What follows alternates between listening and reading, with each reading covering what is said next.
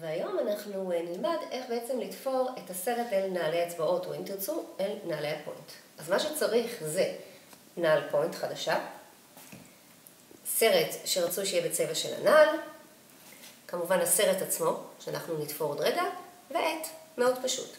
לוקחים את הנעל, ואם תשימו לב, לנעל יש ממש בסיס קשה.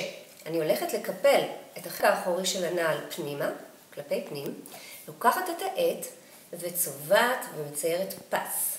ממש פס, מבפנים החוצה, ואותו כנ"ל לגבי הצד השני. מבפנים כלפי חוץ. ואז מה שקורה, נוצר לי הפס הפנימי הזה. אני אקח את הסרט, אחלק אותו לשתיים. יהיה לי פה פס קטן, ואניח אותו ממש במרכז העקב, במרכז החלק הבסיסי האחורי של הנעל, והצמיד אותו אל הפס שציירתי עם העט, מבפנים. שימו לב, לא מבחוץ, אלא מהחלק הפנימי. כאן אנחנו תופרים, ממש צמוד לפס, וכמובן בפנים, ואותו כנ"ל לגבי הצד השני, מבפנים.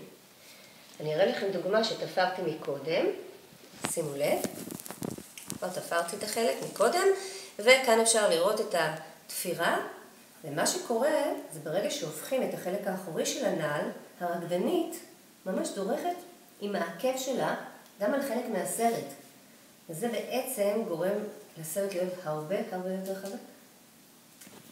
מאוד פשוט, מאוד קל, ואני מאחלת לכם המון בהצלחה.